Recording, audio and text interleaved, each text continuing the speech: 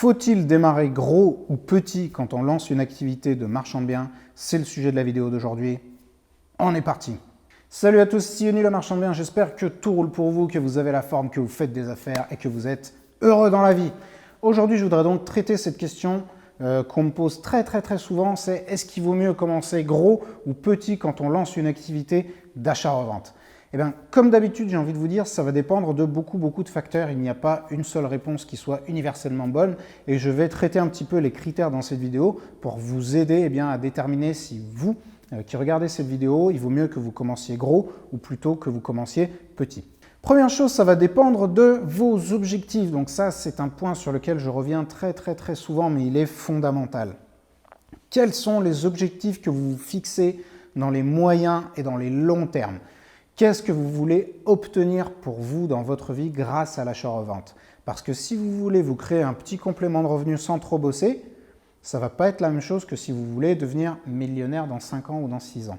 Donc il va falloir déployer des efforts qui sont relativement différents. Et donc si vous voulez devenir millionnaire dans 7 ans, vous n'allez pas pouvoir vous contenter de petites opérations avec quelques milliers d'euros de marge à chaque fois. Vous n'y arriverez pas. Donc la première chose qu'il faut bien déterminer, c'est quels sont vos objectifs, qu'est-ce que vous voulez obtenir de l'achat-revente. La deuxième question qu'il va falloir vous poser, c'est quel est votre capital de départ? Parce que forcément, celui qui part avec 0 ne va pas se poser les mêmes questions que celui qui part avec 300 000 euros de capital.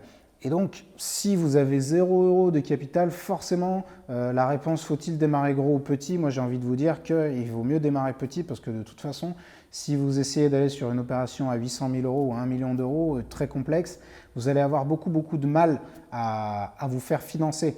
Donc, la question de votre capital de départ est également un point critique pour répondre à la question de est-ce qu'il faut démarrer gros ou est-ce qu'il faut démarrer petit?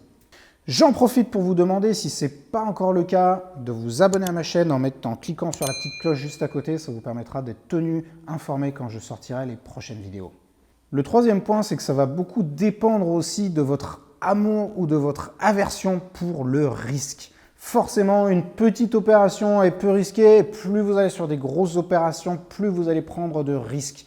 Donc vous allez prendre des risques qui sont financiers, mais qui sont aussi techniques et juridiques si vous faites de la grosse rénovation ou des choses comme ça. Donc là, il n'y a que vous qui puissiez répondre à la question est-ce que j'aime le risque ou est-ce que j'ai peur du risque? Je suis quelqu'un plutôt aventureux ou de plutôt conservateur. Donc une fois que vous aurez bien déterminé ça, vous pourrez aussi savoir, ça va peser dans la balance sur est-ce que je vais sur une opération qui est plutôt petite et modeste ou qui est plutôt balèze et vraiment risquée. Il faut quand même comprendre que plus l'opération sera risquée, plus vous allez gagner d'argent. Donc ça me renvoie aussi au point des objectifs, c'est-à-dire que si vous avez des objectifs qui sont très ambitieux, il va falloir aussi prendre des risques et donc il va falloir assez rapidement aller sur des opérations assez conséquentes. J'ai un petit service à vous demander. Si vous appréciez cette vidéo, si vous pouviez payer votre like juste en dessous et me laisser un petit commentaire, ça fait toujours plaisir quand vous me racontez ce que vous avez pensé de mes vidéos. Ça va bien entendu aussi dépendre de votre niveau de connaissance. Alors moi, j'ai des personnes qui ont suivi mes formations, que ce soit des formations en ligne ou formations présentielles, qui avaient relativement peu de capital et qui ont pu très rapidement se lancer dans des opérations qui sont assez complexes parce qu'ils ont réussi à rassembler assez vite toutes les connaissances dont ils ont besoin pour mettre sur pied une opération complexe. Mais si vous choisissez par exemple, vous dites non mais celui-là il m'emmerde avec ses formations et que vous n'avez pas envie de suivre une formation, c'est quelque chose que je peux très bien comprendre. Dans ce cas, moi ce que je vous conseille, si vous souhaitez vous lancer sans avoir suivi de formation, c'est de partir plutôt sur quelque chose de modeste, de petit, de peu complexe et petit à petit de monter crescendo en complexité et en montant, on va dire, investi. Donc moi, clairement, c'est ce que j'ai fait parce que quand je me suis lancé, il n'y avait pas de formation qui existait sur le domaine du marchand de biens. Donc avec mon frère, on s'est lancé un petit peu à l'arrache et on a appris au fur et à mesure, mais on a appris au fur et à mesure en se lançant sur des opérations qui étaient de plus en plus complexes. Et d'ailleurs, on continue de progresser en termes de montant et en termes de complexité de projet. Ceci étant dit, croyez-en mon expérience, il vaut mieux démarrer modestement parce que en ce qui me concerne, lorsqu'on s'est lancé, on a voulu aller un petit peu vite, on a un petit peu vite monté en gamme, en complexité, on s'est un petit peu brûlé les ailes, donc on a perdu beaucoup de temps et un petit peu d'argent, mais en tout cas, ça nous a permis d'apprendre énormément très rapidement. Ce n'est pas forcément le chemin que je vous conseille.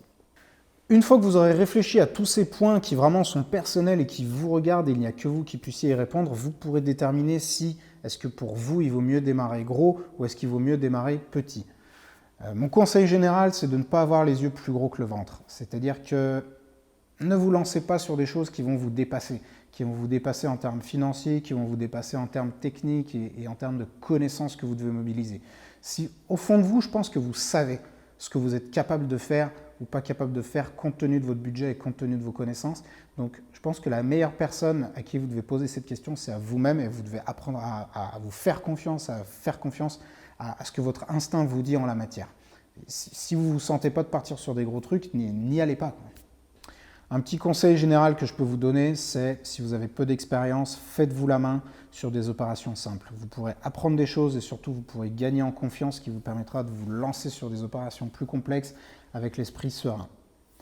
De façon générale, je vous conseille d'apprendre à faire les choses. Oui, je sais, je propose des formations, donc mon conseil, il n'est pas désintéressé, mais que ce soit avec moi ou que ce soit avec quelqu'un d'autre, on s'en fout. Si vous souhaitez faire, je sais pas, de l'investissement locatif, eh bien, apprenez à le faire de façon intelligente avec des personnes qui pratiquent le métier. Bref, apprenez à faire les choses.